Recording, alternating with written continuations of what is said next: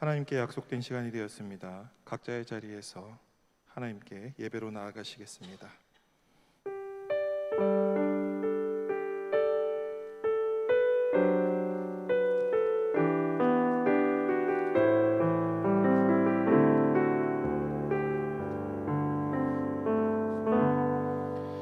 하나님은 영이시니 예배한 자가 영과 진리로 예배할지니라.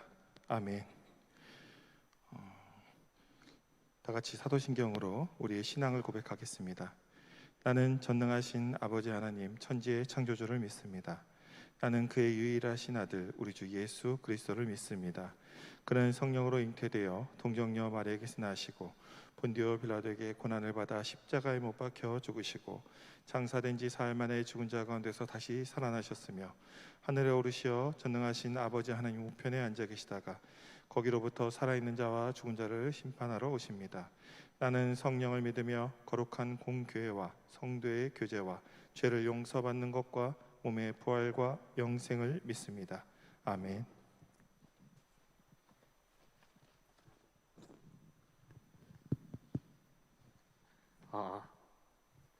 자, 다들 한 주간 잘 지내셨나요? 이제 여름이 본격적으로 온 것 같아서 다시 또 겨울이 오게 해달라고 기도를 하면서 지내고 있습니다. 자, 여러분도 이 더운 날 더위 조심하시고 그리고 또 행복하게 한 주간을 또 보낼 수 있도록 바라겠습니다. 찬양하겠습니다.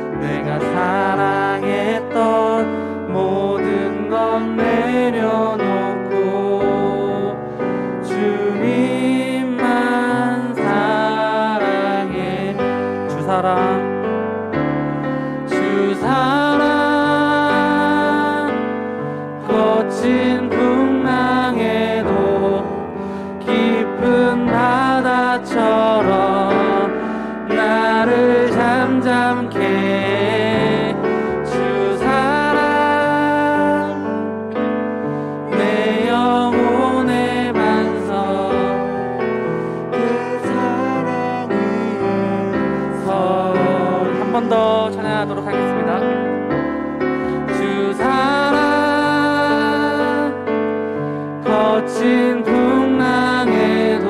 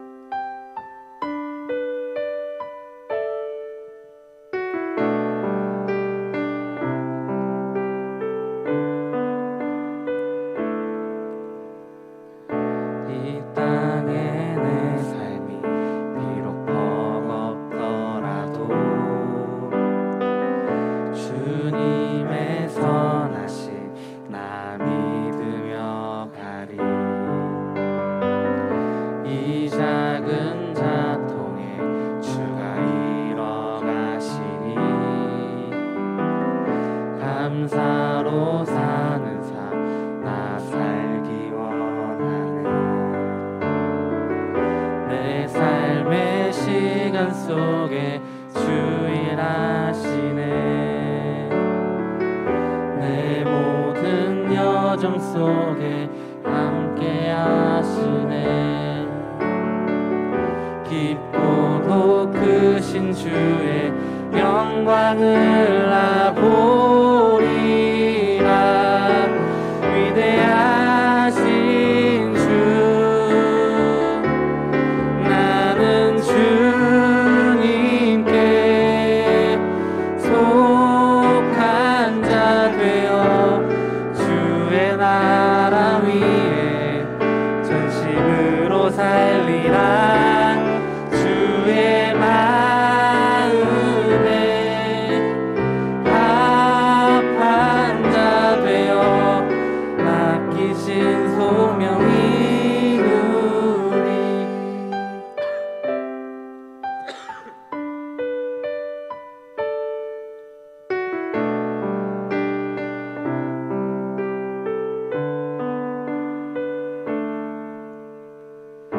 이 땅에 내 삶이 비록 버겁더라도 주님의 선하심 나 믿으며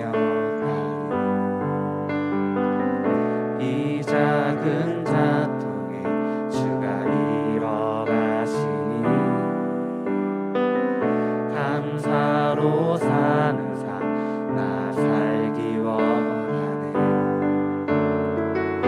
내 삶의 시간 속에 주 일하시네. 내 모든 여정 속에 함께 하시네. 깊고도 크신 주의 영광을 나 보리라. 위대하신 주, 나는 주님께 속한 자 되어 주의 나라 위에 전심으로 살리라. 주의 마음에 합한 자 되어 맡기신 소명이 이루리. 나는 주님께 속한 자 되어 주의 나라 위에 전심으로 살리라. 주의 마음에 합한 자 되어 맡기신 소명이 한 번 더 찬양하도록 하겠습니다. 나는 주님께 속한 자 되어 주의 나라 위에 전심으로 살리라. 주의 마음에 합한 자 되어 맡기신 소명이 이루리. 자, 우리가 기도로 예배로 한 번 더 나아갈 텐데요.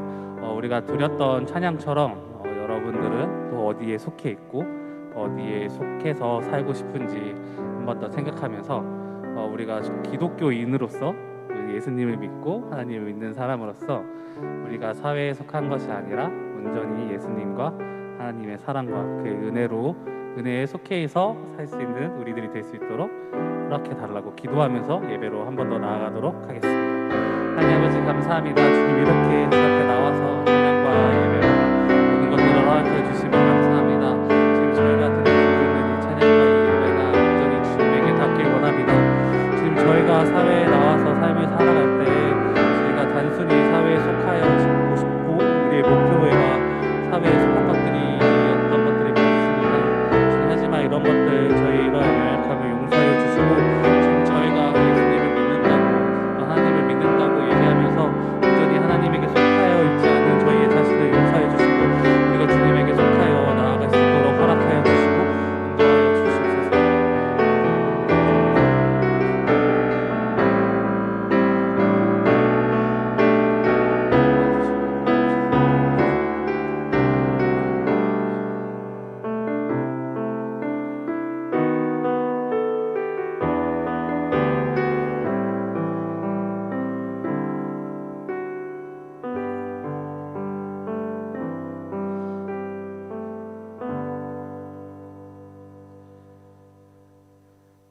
하나님 아버지 감사합니다. 주님 오늘도 주님 앞에 나와서 찬양과 또 예배를 허락하여 주시면 감사합니다.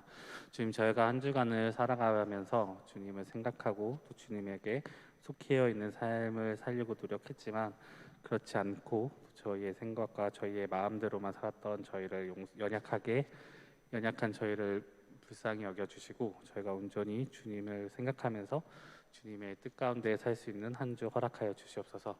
지금 요즘 청년부의 예배가 코로나로 인하여 좀 약간 무너져 있는 느낌이 들 때도 있습니다. 지금 저희의 예배가 온전히 회복되게 허락하여 주시고 그 예배가 온전히 주님에게 드려질 수 있는 저희 청년부 예배가 될 수 있도록 허락하여 주시옵소서. 주님 코로나로 인하여 여러 각지에서 고생하고 또 힘을 내고 있는 분들이 많습니다.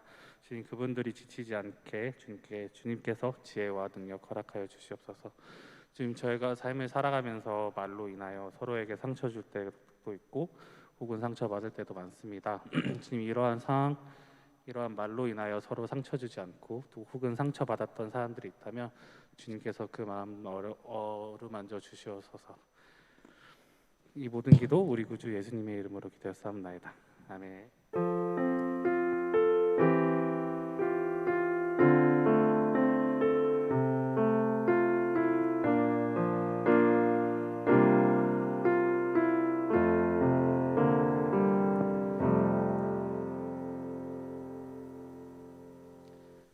우리 청년부 예배에 나오신 모든 분들께 서로 팔을 뻗고 축복하도록 하겠습니다.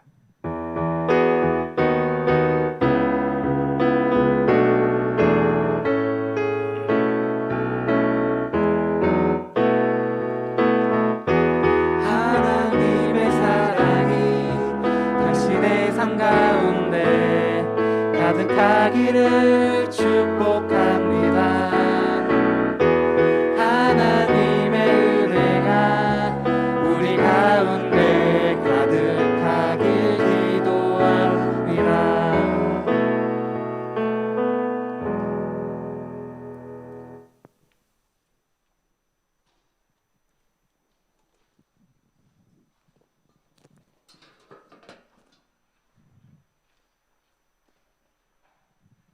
네, 청년부 광고할게요.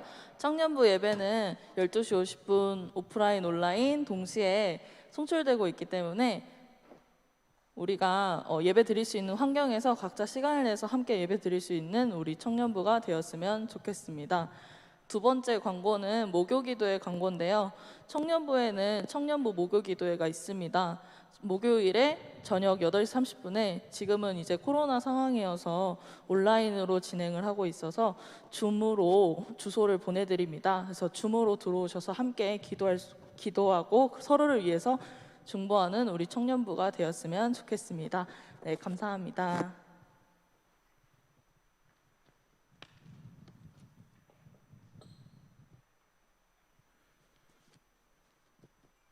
같이 말씀 보겠습니다. 오늘 말씀은 사무엘상 14장 24절에서 30절까지 말씀입니다. 사무엘상 14장 24절에서 30절까지 말씀입니다. 하나님의 말씀입니다. 경청하십시오. 이날에 이스라엘 백성들이 피곤하였으니 이는 사울이 백성에게 맹세시켜 경계하여 이르기를 저녁 곧 내가 내 원수에게 보복하는 때까지 아무 음식물이든지 먹는 사람은 저주를 받을지어다 하였습니다. 그러므로 모든 백성이 음식물을 맛보지 못하고 그들이 다 수풀에 들어간즉 땅에 꿀이 있더라. 백성이 수풀로 들어갈 때 꿀이 흐르는 것을 보고도 그들의 맹세를 두려워하여 손을 그 입에 대는 자가 없었으나 요나단은 그의 아버지가 백성에게 맹세하여 명령할 때 듣지 못하였으므로 손에 가진 지팡이 끝을 내밀어 벌집에 꿀을 찢고 그의 손을 돌려 입에 대매 눈이 밝아졌더라. 그때 백성 중 한 사람이 말하여 이르되 당신의 부친이 백성에게 맹세하여 엄히 말씀하시기를 오늘 음식물을 먹는 사람은 저주를 받을지어다 하셨나이다. 그러므로 백성이 피곤하였나이다 하니 요나단이 이르되 내 아버지께서 이 땅을 곤란하게 하셨도다. 보라, 내가 이 꿀을 조금을 맛보고도 내 눈이 이렇게 밝아졌거든. 하물며 백성이 오늘 그 대적들에게서 탈취하여 얻은 것을 임의로 먹었더라면 블레셋 사람을 사륙함이 더욱 많지 아니하였겠느냐. 아멘. 이것은 하나님의 말씀입니다. 잠깐 기도하겠습니다. 주님, 우리의 마음을 여시어 우리가 말씀을 깨닫게 인도하여 주시옵소서. 예수님의 이름으로 기도드립니다. 아멘. 자, 오늘은 함부로 부르지 말라라는 제목으로 하나님의 말씀 증거하겠습니다. 여기서 무엇을 함부로 부르지 말라고 하냐면 하나님의 이름을 함부로 부르지 말라는 것입니다. 십계명의 세 번째 계명인 너는 내 하나님 여호와 이름을 망령되게 부르지 말라는 것이 있는데요, 하나님의 이름을 함부로 부르는 것이 어떤 것인지 오늘 사울의 이야기를 통해서 보려고 합니다. 사울은 전쟁 중에 위기에 처하자 하나님 말씀에 순종하지 않고 자기 임의로, 원래는 제사장인 사무엘의 집례로 예배를 드려야 하는데 자기 자신이 마음대로 월권을 하여 예배를 드립니다. 예배를 드리는 것이 좋은 것이 아닌가 이런 생각을 할 수가 있는데 그렇지가 않습니다. 왜냐하면 그 예배의 목적이 무엇인가가 중요하기 때문입니다. 왜 하나님은 예배를 왕이 아닌 제사장만 드리게 했을까? 이 부분을 우리는 살펴봐야 됩니다. 왕이 하나님께 간구할 때 왕은 그 간구의 당사자입니다. 그렇기 때문에 그 마음에 하나님의 말씀을 온전히 들을 준비가 되어 있지 않습니다. 그저 내가 원하는 바가 하나님께서 이루어주길 바라는 거죠. 특히 왕은 자신의 이익을 위해서 하나님의 말씀을 오늘 사울과 같이 임의로 해석할 수가 있습니다. 그러나 제대로 된, 이 중요합니다. 제사장도 나중에는 왕의 눈치를 보면서, 이게 중요해요. 뭐가 중요하냐면 제사장이 분리되어 있어야 됩니다. 백성들이 제사장을 먹여 살려야 제사장이 자기가 하나님의 말씀을 듣고 온전히 얘기할 수 있는데, 제사장이 공무원이 돼버려서 왕의 권한 안에 있으면은 왕이 원하는 말을 할 수밖에 없습니다. 그래서 제대로 된 제사장은 간구의 제3자이고 하나님의 대리인입니다. 그렇기에 하나님의 뜻을 그대로 전할 수가 있는 것이죠. 왕도 제대로 되었다면 다윗과 같이 하나님의 말씀을 듣고 그대로 그것에 대해서 순종했을지 모르겠지만, 또 다윗과 같은 사람에게라면 하나님이 응답을 주시기도 하지만 대부분의 왕은 그렇지 않습니다. 다윗도 하나님의 말씀에 늘 순종했던 건 아닙니다. 그래서 다윗이 부하의 아내를 빼앗았을 때 선지자 나단을 보내서 다윗을 책망하십니다. 왜 이런 복잡한 과정을 거쳐야만 하는가? 이는 이스라엘을 구원하신 분이 하나님이라는 사실을 이스라엘이 잊지 않도록 하기 위함입니다. 사람이 이스라엘을 구원했다고 착각하는 것을 막기 위해서 하나님이 이렇게 만드신 것입니다. 그러면 사람이 구원하면 나쁜가? 사람에게 구원받으면 나쁜 것인가? 나쁩니다. 사람에게 구원받지 마십시오. 사람에게 구원받으면 여러분들에게도 안 좋고 그 사람에게도 안 좋습니다. 하나님은 그것이 얼마나 나쁜지 알고 있기 때문에 사람이 사람을 구원하도록 만들지 않은 것입니다. 교회에서도 개인이 개인을 돕는 게 아니라 공동체가 헌금을 모아서 도와주는 게, 이게 왜 그렇게 하냐면 사람이 도와줬다는 것이 안 되기 위해서 그렇게 하는 것입니다. 이 부분을 제대로 알지 못하고 내가 도와줬어라고 하는 그 순간에 우리는 우상에 빠지고 우리는 죄에 빠지며 시험에 들기 쉽습니다. 그래서 사람이 사람을 구원하면 구원받은 사람은 자신을 구원한 사람을 신으로 여깁니다. 또 그러나 사람은 신이 아니죠. 사람 안에는 악한 것이 가득해서 나를 신으로 여긴 사람들을 구원으로 이끄는 것이 아니라 파멸로 이끌게 됩니다. 그렇기에 이와 같은 구조를 만들고 그 구조 안에서 사람들이 하나님께 친히 구원하셨음을 바로 알 수 있도록 하나님이 만들어 놓으신 겁니다. 평소 세상적인 힘으로 이길 수 있는 상황에서는 하나님께서 관여하지 않으세요. 이 중요합니다. 이것도 세상 여러분들 힘으로 할 수 있는 것에 하나님이 관여하지 않으십니다. 웬만하면. 이유는 이겨봐야 하나님이 구원한 줄 모르기 때문입니다. 그렇게 하나님이 아니면 구원할 수 없는 상황이 나타났을 때 하나님께서 오늘 말씀과 같이 친히 일어나 돕는 것입니다. 그때서야 우리는 뭘 아냐면 하나님이 살아계시고 우리를 구원하셨음을 알게 됩니다. 전에도 얘기했죠. 그래서 하나님은 일부러 300명만 놔두는 겁니다. 일부러 많은 군대를 가지고 전쟁을 이기게 하는 게 아니라 아주 작은 수의 사람으로 그 전쟁에서 이기게 하시는 겁니다. 왜냐하면 숫자가 많으면 나중에 뭐라고 얘기하냐면 우리가 이렇게 많은 숫자로 이겼다라고 얘기할 것이기 때문에 하나님은 본인이 직접 일하신 것에 대해서는 명확하게 내가 했다는 것을 밝히시는 분입니다. 티내시는 분이에요. 내가 했어, 이렇게 티내시는 분입니다. 그래서 평소 그렇게 하는 거지.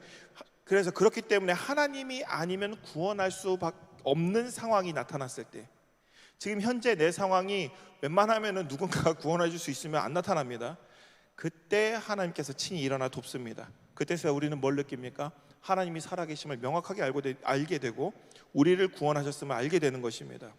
또 하나님은 사람의 중심을 알고 있기 때문에 하나님을 자신의 체명이나 자신의 명성이나 자존심을 위해서 이용하려고 할 때 하나님은 침묵하십니다. 오히려 하나님은 그런 상황에서 그 사람의 그런 거짓되고 어리석고 나쁜 면을 만천하에 오늘처럼 드러내십니다. 내가 그와 함께 하지 않았다는 사실을 모든 이들이 알게 합니다. 하나님은 이용당하는 분이 아닙니다. 그럴 때 침묵해버립니다. 그러면 알아서 그의 실체가 드러납니다. 그가 가짜라는 사실이 드러납니다. 지난주에 이어서 요나단의 믿음으로 이스라엘은 크게 승리했고 전쟁은 아직 끝나지 않았습니다. 이때 백성들은 하루 종일 싸우느라 힘들고 지쳐 있습니다. 그런 상황 가운데 사울은 금식을 선포합니다. 금식은 하나님의 강력한 도우심이 필요할 때 왕이나 그에 준하는 지도자, 사사나 아니면은 그 제사장들이 선포를 합니다. 근데 사울은 백성들에게 맹세를 시켜서 이날 사울이 강제로 맹세를 시킵니다. 이날 블레셋에게 보복하는 때까지 뭐라도 먹는 자는 저주받을 것이다 라고 이렇게 맹세합니다. 백성들은 지치고 배고프고 힘든 상황에서 사울의 말에 순종합니다. 근데 여기서 중요한 게 있죠. 사울은 누구에게 맹세했을까? 이미 하나님은 사울을 떠났습니다. 근데 도대체 사울은 누구에게 맹세를 한 것입니까? 하나님을 떠난 사울은 순전히 자신의 전략적으로 그냥 자기 마음대로 임의로 맹세한 것입니다. 자기의 소욕을 이루기 위해서 하나님과 백성을 이용했습니다. 사울은 전쟁에서 반드시 승리하고 싶었고 이를 위해서 하나님의 저주를 사용해 백성들을 다그쳤습니다. 자신은 사무엘 선지자를 통해서 전해진 하나님의 말씀을 자기는 순종도 안 해놓고서는 백성들을 저주로 얽매여서 통제하려고 합니다. 그는 자신의 소욕을 위해서 하나님과 백성들을 이용했습니다. 중요한 것은 이럴 때 하나님의 저주는 통하지 않습니다. 그런 맹세는 이미 시작부터 하나님이 듣지 않는 맹세라 아무 효력이 없습니다. 이 시대에, 특히 이 시대에 저주 이야기를 한다거나 뭔가를 맹세해야 된다거나 너가 하나님 앞에 언약을 했으면 지키라고 하는 웬만한 사람들의 이야기는 안 들어도 상관없습니다.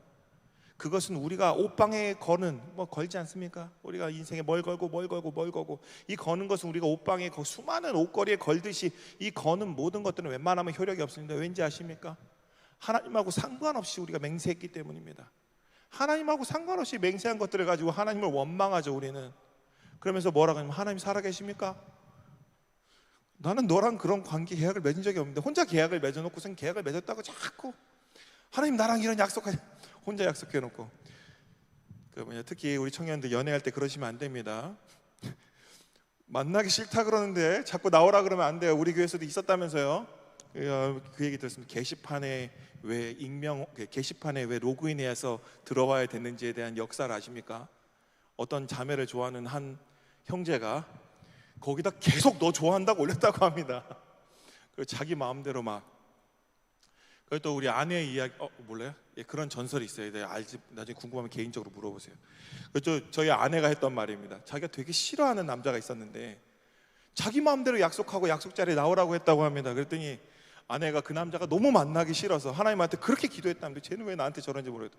근데 아내가 했던 말이 정말 충격적이었습니다. 그 만나는 날 그 시간에 안 나갔는데 그 남자도 못 나왔다고요. 왜 못 나왔는지 아십니까? 교통사고 났답니다. 그래서 아내가 하는 말이 겁니다. 나를 만나자고 했는데 내가 싫은데 만나자고 한 사람에게 내가 기도했더니 그 남자가 교통사고 났다고. 조심하십시오. 교통사고 납니다. 어쨌든 이런 겁니다. 내 마음대로 걸어놓고서는 하나님 앞에 내 마음대로 걸어놓고서는 하나님 지키지 않는다고. 하나님은 그렇게 하면 대답 안 하십니다. 여러분들에게 누가 그런 이야기를 합니다. 내가 보니까 당신은 얼굴상이 예수를 믿을 상이야. 이런 거 따라가지 마십시오. 미신적인 거. 내가 당신을 보니까 당신은 예수를 믿어. 당신 집안에 저주가 임했어. 근데 그 저주를 끊으려면 예수를 믿어야 돼. 이런 사람들, 이런 미신적인 것들에 대해서 떠드는 사람이 있다면 피하십시오. 제대로 된 이성을 가지지 못한 사람들입니다. 중요합니다. 제대로 된 이성을 가지지 못한 사람들이에요. 하나님이 어떤 분인지 모르기 때문에 이런 이야기합니다. 하나님은 우리 뜻대로 움직이는 분이 결코 아닙니다. 하나님은 하나님의 뜻을 이루며 하나님의 살아계심을 통해 우리가 확실히 하나님을 믿길 바라며 하나님의 뜻을 순종함으로 우리가 진정한 구원을 얻어서 마침내 우리가 행복하게 되기를 원하시는 분입니다. 우리를 저주하는 것은 누굽니까? 바로 우리 자신입니다. 하나님한테 우리가 달라고 하는 것을 못 줬을 때, 하나님한테 달라고 하는 그 순간 누구한테 저주를 거는 겁니까? 내 자신한테 저주를 거는 겁니다. 그거 안 주면 누가 불행해요? 내가 불행합니다. 못 받으면 내가 불행하잖아요. 하나님, 저는 언제까지 뭘 해야 됩니다. 하나님 꼭 하게 해주십시오. 그러면서 누구한테 저주를 겁니까? 언제까지 그걸 못하게 될 수도 있을 나에게 저주를 겁니다. 하면 다행이죠. 못하면 그건 나에게 저주로 돌아옵니다. 오늘 가장 중요한 것은 바로 이거죠. 우리를 저주하는 건 누구라고요? 바로 우리 자신입니다. 우리를 깎아내리고 우리를 쓸모없다고 생각하게 만드는 건 누굽니까? 그것도 역시 바로 나 자신입니다. 남들이 뭐라고 말하든 무슨 상관입니까? 중요하지 않는데, 근데 그 말이 자꾸 내 귀에 들리면서 나는 어떤 사람이고, 그런 말들은 아무 말입니다. 그저 그것은 이 땅에 살아가는 사람들의 기준입니다. 그러나 하나님 기준엔 그런 건 없습니다. 우리는 하나님 기준에서 모두 소중한 사람입니다. 이름 없는 백성이라도 하나님은 그 이름을 기억하십니다. 성경에 기록 안 돼 있다고 그 사람들이 의미 없는 사람이 아니라 사울과 똑같이 하나님을 사랑하시며 귀하게 여기시고 그들의 이름을 하나님은 다 기억하십니다. 우리가 기억력이 나빠서 못할 뿐이죠. 사울에게 그 백성의 생명을 지키라고, 목자로서 양을 지키라고 사울을 세웠는데, 사울은 양을 이용해서 자신의 욕망을 이루려고 했던 것입니다. 이것은 우리의 삶에서 역시 마찬가지입니다. 여러분들이 어떤 자리에 있든지, 분명 앞으로 여러분들이 나이가 더 먹어서 누군가를 이렇게 이끌어야 되는 리더의 위치가 되면은 그럴 때가 있을 것입니다. 그때 여러분들 이 말씀을 잊으면 안 됩니다. 단 한 사람이라도 여러분의 업적을 남기기 위해서 마음대로 사용해야 돼도 마음대로 사용해도 되는 사람은, 도구로 사용해도 되는 사람은 없습니다. 여러분의 진급을 위해서 누구 하나도 이용하면 안 됩니다. 하나님은 그렇게 더럽게, 이걸 더럽다고 얘기합니다. 이거는 잠언에 나와 있어요. 더럽게 자신의 욕망을 위해서 하나님의 사랑하는 자녀를 이용한 것에 대해서 반드시 심판한다고 하십니다. 사울은 자기 마음대로 금식을 선포하고 자기 욕망을 이루기 위해서 백성들을 다그치며 전쟁을 독려하고 있을 때, 이때 사울의 아들, 오늘 전쟁의 진짜 주인공 요나단이죠. 그는 그 사실을 몰랐습니다. 그래서 지나가다 꿀 찍어 먹었습니다. 당시 에브라임 산지에는 꿀이 널려 있었다고 합니다. 우리가 어렸을 때 이거, 여러분들은 공해가 있어서 못 먹었나요? 저는 어렸을 때 이렇게 그 뭐라 하죠? 사루비아인가 따갖고, 사루비아가 아닌가? 그 뭐죠? 맞나요? 하여튼 뒤에 이거 따서 쪽쪽 빨아먹던, 너무 간식이 없었습니다. 그 시절에. 왜 이렇게 분명히 내가 그래도 쌍팔년도에 엄마한테 100원만 일하던 시절, 그 시절 우리는 꽃을 따먹고 했었죠. 왜 그랬을까? 서울 살았는데. 어쨌든 서울에 제일 못 사는 동네 살아서 그래요. 그래서 꿀이 널려 있었는데 블레셋 사람들이 도망치면서 남기고 한 음식물에도 이때 손을 대지 않았어요. 왜냐하면 이스라엘 백성들은 참 좋은 사람들이었습니다. 이게 제일 안타까운 게, 나쁜 지도자 밑에 좋은 사람들, 이게 정말 슬픈 일입니다. 이스라엘 백성들은 사울의 말에 참 잘 순종했습니다. 그래도 내가 세운 왕이니까 믿고 그를 따랐습니다. 요나단이 꿀 찍어 먹는 모습을 본 백성 중에 한 사람이 요나단에게 이렇게 말합니다. 당신 부친이라고 얘기해요. 당신 애비가 금식을 선포해서 우리에게 음식을 먹는 자 저주받는다고 했다. 그래서 당신 백성들이 이렇게 지쳐 있는 거야, 이렇게 얘기합니다. 요나단은 그런 병사의 마음을 알고 공개적으로, 여기서 중요합니다, 사울을 비난합니다. 자기 아버지를, 내 아버지가 이 땅을 곤란하게 하셨도다. 그렇게 배고픈 상태에서 전쟁을 계속 속행했고, 금식 선포의 시간이 끝나자마자 사람들은 어땠냐면은 배고픔에 피째로 고기를 막 먹습니다. 레어로 피가 톡톡 떨어지는 고기를 생으로 먹은 겁니다. 아니 살짝 익혀서 먹었겠죠. 배고프니까. 원래 성경에서 피는 율법상 먹지 못하게 되어 있습니다. 그건 하나님께 돌리는 거예요. 근데 배고픈 사람들이 그런 생각이나 했겠습니까? 아주 잔치가 벌어졌습니다. 이때 무리가 몰려와서 사울에게 고합니다. 왕이여, 백성이 고기를 피째 먹어서 여호와께 범죄하였나이다. 사울은 이제 여기서 이렇게 말합니다. 너희가 믿음 없이 행하였도다. 아무 말입니다. 지금 사울이 지금 아무 말하고 있어요. 무슨 말이냐면 자기도 믿음 없으면서 피째 먹은 백성들에게 저들이 믿음이 없었다라고 얘기합니다. 처음부터 잘못된 맹세, 자기는 믿음도 없었고 다 자기의 잘못된 판단으로 여기까지 이런 백성들이 죄를 짓게까지 만들어 놓고서 뭐라고 그랬냐면 이 백성이 믿음이 없다. 여러분들이 나중에 꼭 겪을지도 모르는, 여러분들이 좀 이렇게 회사에서 높은 사람이거나 어느 집단에서 높은 사람이 되면 꼭 겪게 되는 일입니다. 자기가 잘못해놓고 자기 잘못 모르고 뭐라고 한지 아십니까?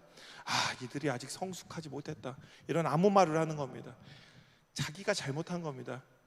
오늘 이제 지난주에 계속 잠언을 보고 있었는데 잠언에서 제일 불쌍한 사람이 누군지 아십니까? 내 주변에 내가 잘못한 것을 지적하는 사람이 없는 사람이 세상에 제일 불쌍한 사람입니다. 그 사람은 외톨이고 왕따이며, 그리고 결국 그 사람은 잘못된 것을 알지 못해서 고치지 못하고 마침내 심판으로 간다라고 잠언에서 이야기합니다. 옆에서 누군가가 이야기해 주는 사람이 있는 게 차라리 낫습니다. 그런 사람이 여러분 옆에 꼭 있기를 기원합니다. 이미 하나님과 상관없는 전쟁을 계속하고 있었습니다, 사울은. 근데 갑자기 핏째 고기 먹는 게 잘못됐다고, 여기서 누군가가 법을 들이대며 이 백성들이 잘못됐다고 정죄합니다. 여기서 이제 그 정죄하는 사람 누굴까요? 이때 사울 곁에 남아있었던 사람이 누구였냐면, 이 사무엘상 첫 번째 나라를 완전 망하게 했던 엘리 제사장의 자손들, 그들 중에 아히야와 그 무리들이었습니다. 이제 제사장인데 제사장으로 그 역할을 못하고 모든 걸 빼앗긴 그 무리들이죠. 하나님 앞에 드리기도 전에 마음대로 지네 마음대로 고기 찍어 먹고, 자기 마음대로 그 제사할 때 담당하는 그 여성들을 마음대로 건드리고, 그게 나쁜 놈들입니다.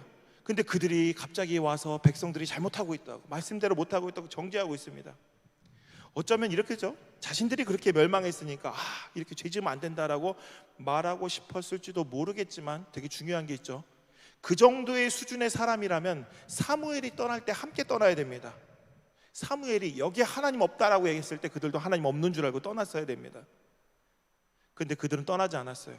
왜 그랬냐면, 그들은 그 자리에서 사무엘에게 빼앗긴 그 제사장 자리를 회복하려고 그런 욕망에 빠져서 그 자리에 버티고 있었던 사람입니다.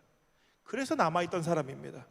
그런 상황 속에 사울은 이전에 자기 자신도 자기 마음대로 해놓고, 그래서 하나님을 자기가 떠나게 해놓고서는 자기 백성들이 믿음 없이 행동했다고 나무랍니다. 남 탓합니다. 남 탓. 제가 제일 싫어하는 사람이요. 꼭 남 탓합니다. 결정은 자기가 해야 되는데 남 탓하면 안 됩니다. 가장 믿는 사람 없는 사람이 백성들이 믿음 없다고 말하는 사람입니다. 자기 자신은 잘 몰라요. 특히 마지막으로 자신의 잘못을 지적해 줄 사람을 잃어버린 오늘 사울과 같은 사람은 다 자기가 잘못됐고, 잘못되면 다 다른 사람이 잘못한 겁니다. 그러니 이런 말도 하는 겁니다. 그때 백성들이 핏째 먹지 못하도록 단을 쌓고 돌 위에서 짐승을 잡도록 하는데, 이때 왜냐하면 땅에서 잡으면 피가 흘러서 땅에 고여서 그 고기에 묻지 않습니까? 그래서 돌 위에다 얹어서 고기를 잡으면, 그러니까 짐승을 잡으면 피가 돌에 따라서 흘러내리니까 피 빼기가 좀 더 수월하다고 합니다. 그래서 처음으로 사울이 이때 단을 쌓았어요. 근데 이 제단 역시 사울이 쌓은, 그냥 자기 필요에 따라 쌓은 제단이지 하나님 받으라고 쌓은 제단이 아니었습니다.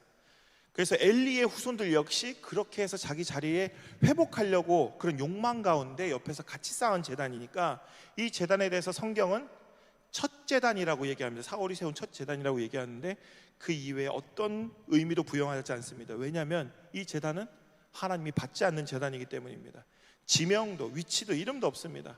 내 마음대로 예물을 드리고 내 마음대로 내 하고 싶은 대로 내 이름을 내려고 하는 모든 것들에 대해서 하나님은 뭐라냐면 안 받는다는 겁니다.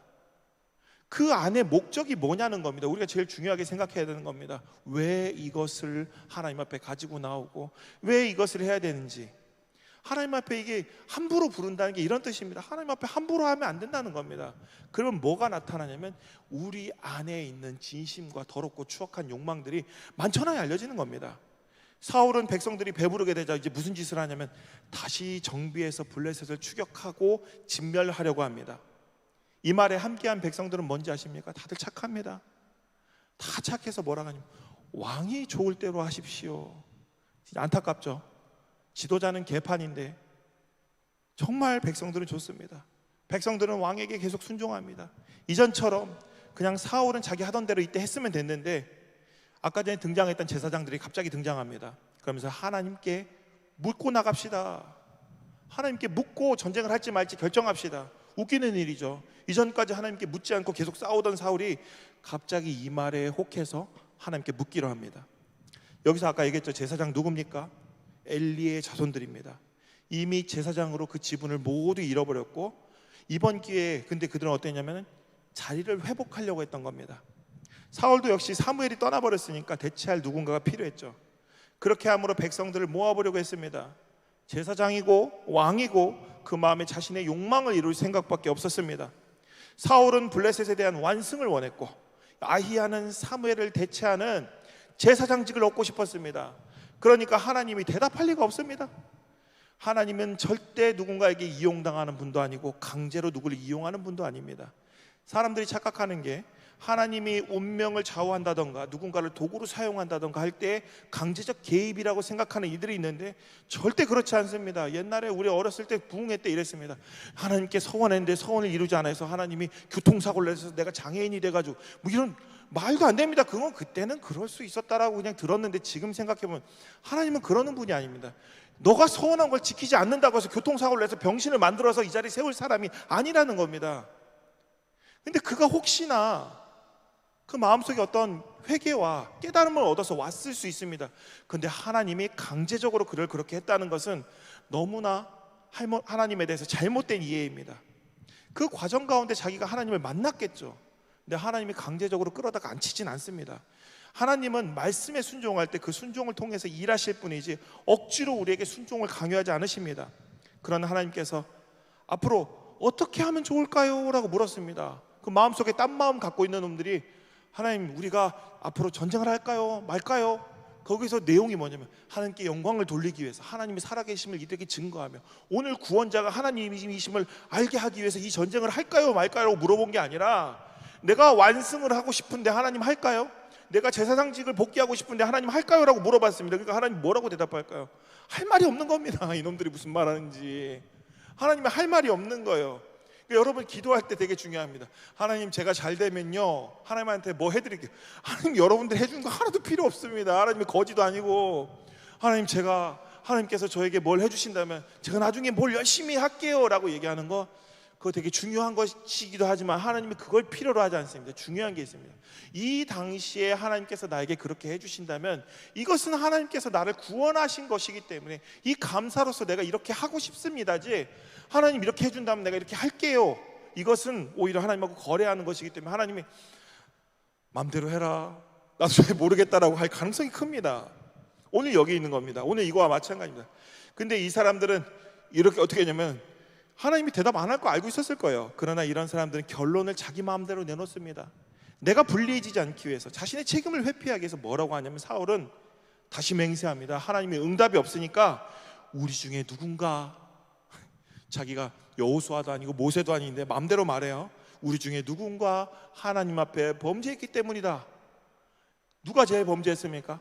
본인이 범죄했습니다. 그런데 누가 범죄했기 때문에 하나님의 응답을 안 한다는 겁니다. 하나님이 응답하지 않는 이유는 진짜 사울 때문이고 제사장 때문인데 뭐라고 얘기하냐면 누군가 잘못했다. 그 누군가 때문이라고 말합니다. 그러면서 하나님의 살아계심을 두고 맹세합니다. 뭐라고 맹세하냐면 내 아들 요나단이라고 할지라도 반드시 죽이리라. 아주 장난하고 있습니다. 이게 나쁜 겁니다. 하나님 앞에 이런 건 정말 나쁜 겁니다. 자기 아들까지 죽이겠다고 맹세합니다. 중요한 거는 이 앞에 핏째 먹은 백성들도 있고 금식을 선포한 자기 마음대로 금식을 선포한 왕도 있고 자기 마음대로 예배드리다가 하나님 떠나게 한 이 왕도 있는데 요나단 잘못했다고 합니다. 이거 뭘로 보이십니까? 고대 시대에도 다 조작이었습니다. 조작입니다. 요즘 기레기들만 조작하는 게 아니라 고대 사회에서도 다 조작했습니다. 여기서 중요한 게 있죠. 바로 이 조작했다는 거, 이 조작한 가능성이 딱 보이는 겁니다. 요나단이 꿀 찍어 먹은 것에 대해서 아까 사람들이 알았다고 했죠. 제사장들이 몰랐을까요? 사울은 모르고 있었을까요? 사울과 제사장은 요나단을 희생양으로 쓰려고 했습니다. 자기 아들도. 권력은 나누지 않는다고 하죠. 사울은 이 전쟁의 공적을 내가 가져가야 되는데 요나단이 이미 이 전쟁의 영웅이 됐습니다. 제사장도 마찬가지입니다. 사무엘의 빈자리를 내가 차지할 기회가 온 것입니다. 사울은 이 전쟁의 영웅인 요나단의 공적을 깎아내리려고 했고 제사장은 당연히 응답이 없음에도 그 응답 없음이 응답으로 보여지게끔 조작한 겁니다. 어차피 자신이 죽인다고 해도 백성들이 말릴 것까지 계산했는지도 모릅니다.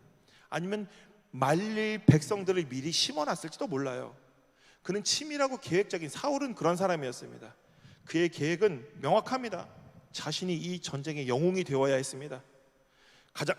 그래서 가장 적합한 방법을 선택했죠. 제사장들과 뒤로 손을 잡은 겁니다. 이때 백성들이 이전처럼 뭐라고 하냐면 왕이 하고 싶은 대로 하십시오라고 하지 않고 침묵합니다. 여기서부터 백성들의 태도가 바뀝니다. 아무 말도 하지 않습니다. 사울이 어떤 생각을 하는지 백성들은 어렴풋이 알았습니다. 그러나 자신들이 세운 왕이었기 때문에 그냥 지켜봅니다. 이때 사울은 제비를 뽑아 범인을 찾자고 합니다. 모두 제비를 뽑았고 요나단이 뽑히게 됩니다.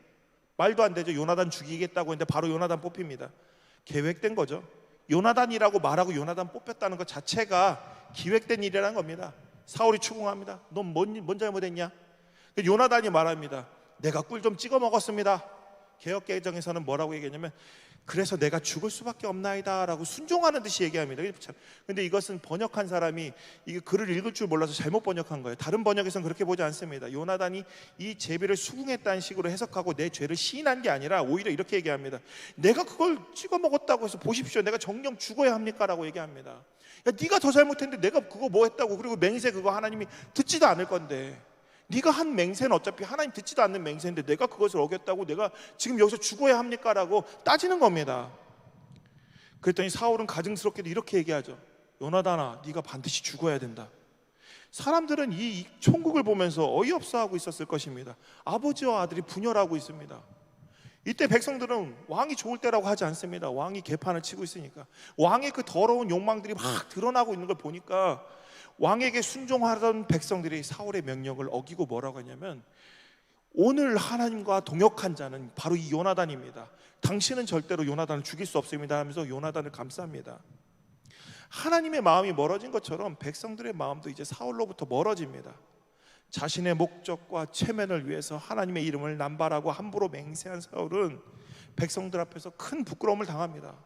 백성들은 오히려 그런 사울의 행동에 대해서 냉정하고 합리적으로 행동합니다.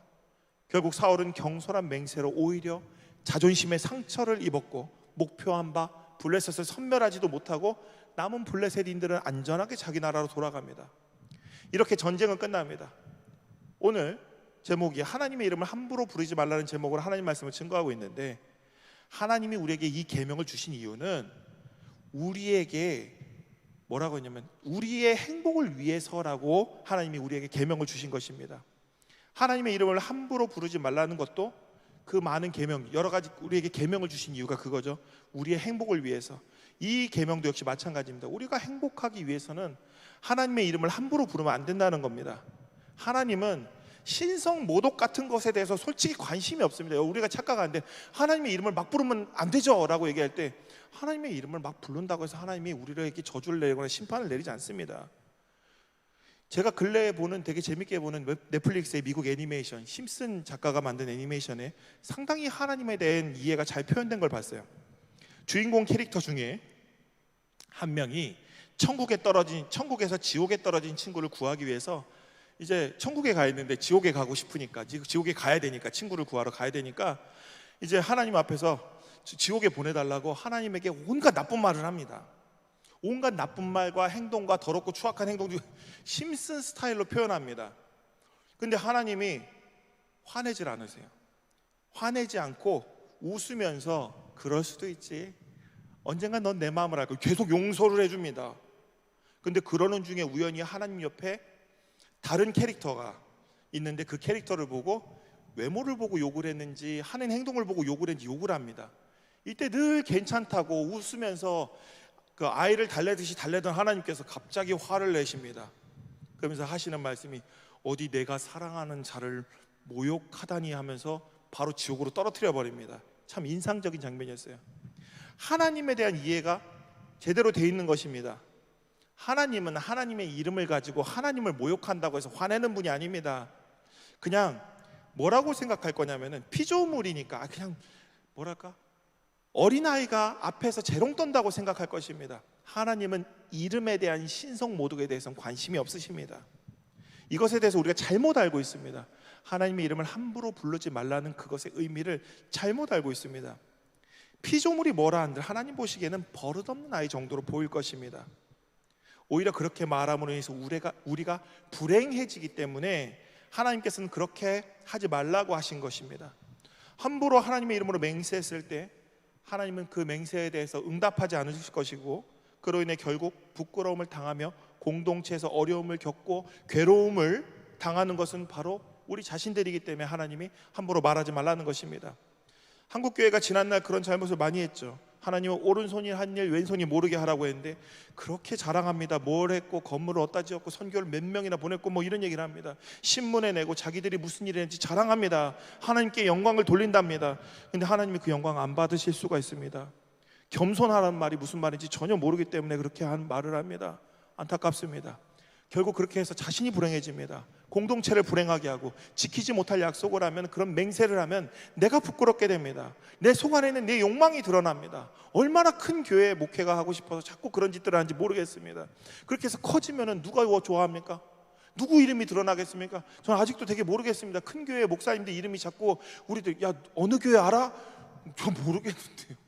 저는 모릅니다. 목사 이름도 잘 몰라요. 그런데 자꾸 들려지는 목사의 이름을 들릴 때마다 너무 답답하겠습니다. 하나님 이름은 안 들려요. 목사 이름만 들립니다. 하나님의 이름을 함부로 부르지 말라고 했는데 그렇게 해서 그렇게 불려진 목사가 어떻게 됩니까? 넘어지는 것을 우리는 시도 때도 없이 봅니다. 이거는 목사의 얘기만이 아닙니다. 우리들의 얘기도 마찬가지입니다. 여러분들이 믿는다고 하면서 좀 제발 조심하셨으면 좋겠습니다. 믿는 사람들 조심하십시오. 믿는다고 나가서 남들에게 훈장질하지 말고 훈계질도 하지 말고 믿는다는 티도 내지 마십시오. 조심해야 됩니다. 특히 믿는 사람 공동체에 갔을 때 제일 조심해야 됩니다. 이거 뭐냐? 이 오프 더 레코드로 되나? 최근에 진짜 있었던 일입니다. 제가 아는 사람이 일하는 직장에서 그렇게 하나님을 믿는다고 하고 하나님 앞에서 자기는 그렇게 잘 사니까 너희들 잘 살라고 훈계하던 직장의 한 중간직 사람이 있었습니다. 최근에 그 사람이 불륜 때문에 문제가 생겼어요. 불륜에다가 회사에서 자꾸 문제를 일으키는 겁니다. 얼마 전에 그 아는 사람이 부탁했어요. 영상 좀 편집해달라고. 왜 내가 남의 영상, 남의 불륜하는 영상을 미칠 것 같습니다. 그래서 저한테 그분이 얘기하는 겁니다. 봐라, 예수 믿는다는 것들 다 이렇다는 겁니다. 자기를 그렇게 가르치던 얘가 이런 짓 한다는 겁니다. 내가 그랬습니다. 예수 믿는다고 특별한 거 없어. 예수 믿는 다 똑같아. 그 안에 더러운 것들이 밖으로 다 나타나는 거지. 맹세를 하면 결국 자기가 부끄러움 당하는 겁니다. 큰 대기업의 그 옷가게 하는 큰 대기업의 사장도 결국 드러났지 않습니까? 옷가게가 아니죠. 큰 옷회사. 지금은 그 회사 사장이 얼마나 악한지 사람들이 다 알고 있습니다. 근데 하나님 이름으로 기업을 한다고 거짓말을 합니다.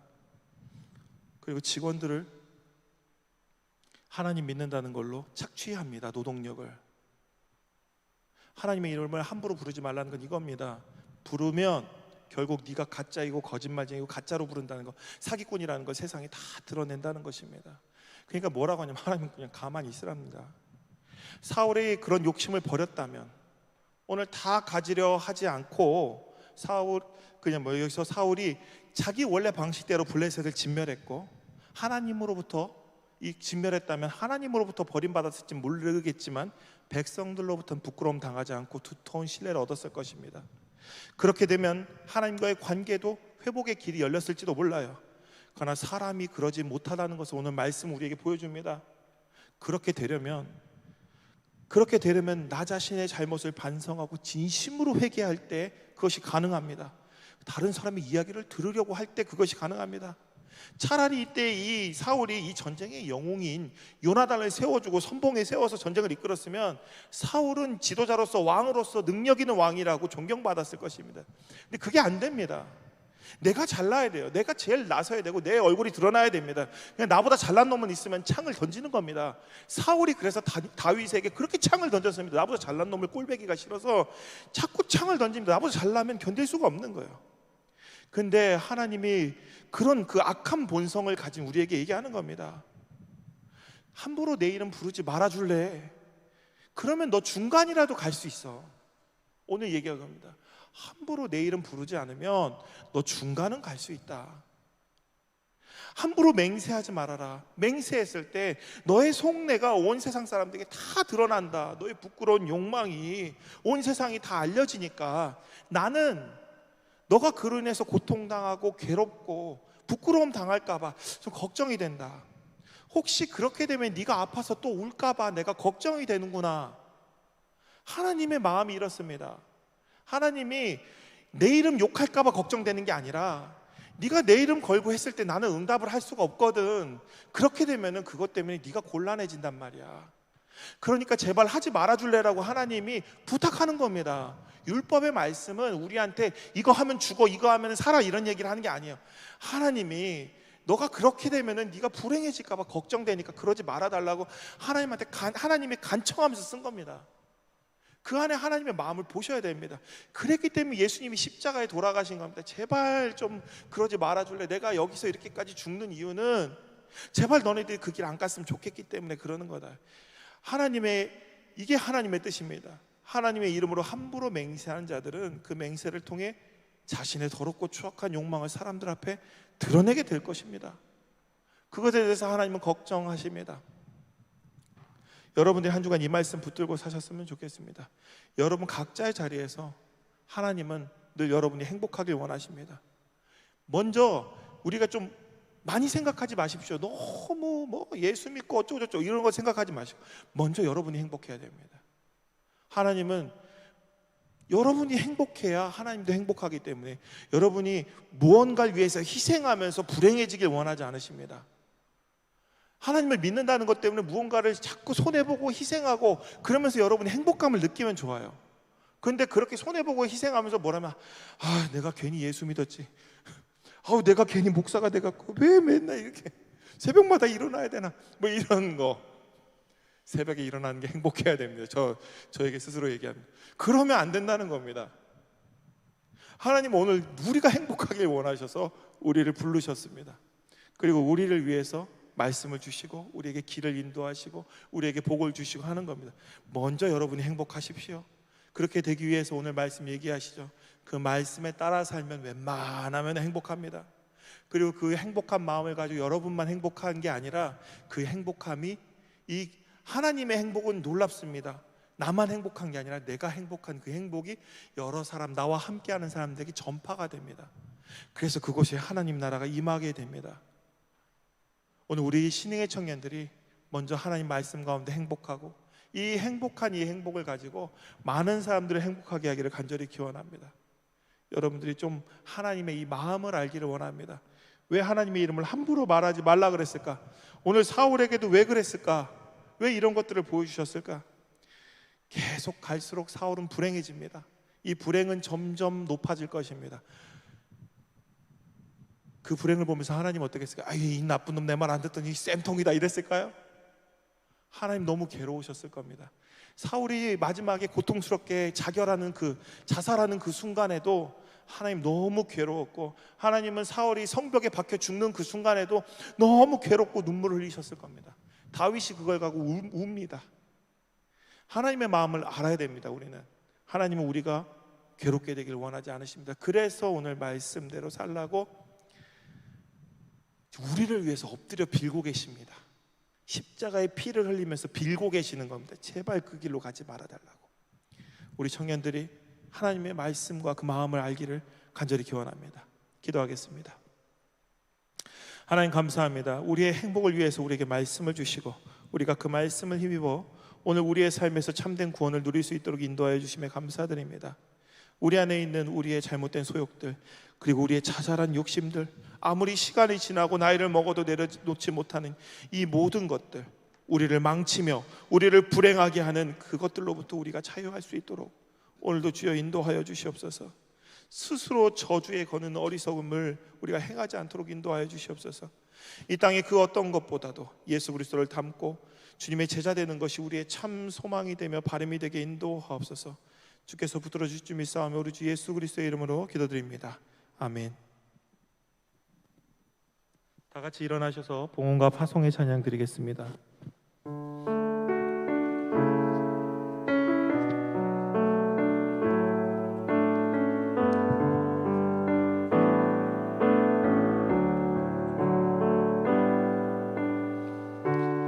은혜 아니면 살아갈 수가 없네.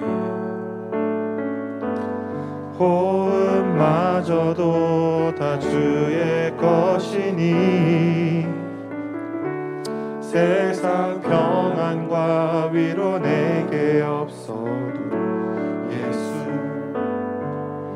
오직 오직 예수뿐이네.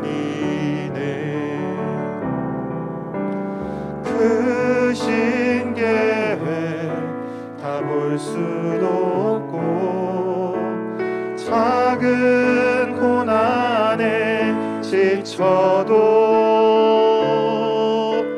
주께 묻기 나의 모든 삶 버티고 견디게 하시네.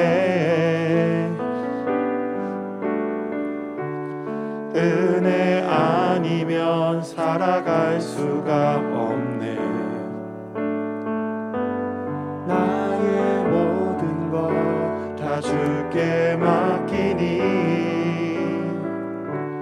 참된 평안과 위로 내게 주신 주 예수 오직 예수뿐이네. 오늘 위해서 기도하겠습니다. 하나님 감사합니다. 주님께서 인도하여 주시어 우리 귀한 청년들 주님 앞에 귀한 예물 가지고 나왔습니다. 주님, 그 마음속에 주님을 사랑하며 이 모든 것이 주님의 은혜이며 우리에게 주어진 이 모든 물질도 주님께서 허락하심을 고백하는 마음으로 주님 앞에 귀한 예물 가지고 나왔습니다. 이 예물이 사용되는 곳에 이 땅에 많은 사람들이 은혜와 기쁨과 사랑을 누리게 하여 주시고 그곳에서 고통받고 눈물 가운데 있는 자들에게 구원함과 노임과 해방의 날이 그들에게 다가올 수 있도록 주여 이 모든 것들이 주님의 은혜 가운데 잘 사용될 수 있도록 주님 붙들어 주시옵소서. 우리 청년들의 삶을 주님께서 인도하여 주시고 그들의 삶 가운데 늘 삶 속에서 예수 그리스도의 제자로 살아감으로 많은 사람들에게 덕이 되며 많은 사람들에게 복의 근원이 되며 우리 청년들을 통해서 그곳에 우리 청년들뿐만 아니라 함께 일하는 모든 이들이 함께 행복해질 수 있도록 우리 귀한 청년들 한 명 한 명 이 땅에 화목하게 하는 직분을 감당하는 귀한 청년들에게 인도하여 주옵소서. 이제는 우리 주 예수 그리스도의 은혜와 아버지 하나님의 크신 사랑과 성령의 감화 감동 역사 충만하심이 하나님의 말씀에 순종함으로 이 땅에서 복을 누리며 행복하게 살고자 그 마음속에 주님의 뜻에 순종하려 하는 우리 청년들 머리 위에 이제로부터 영원토록 함께 하시기를 간절히 축원하옵나이다. 아멘.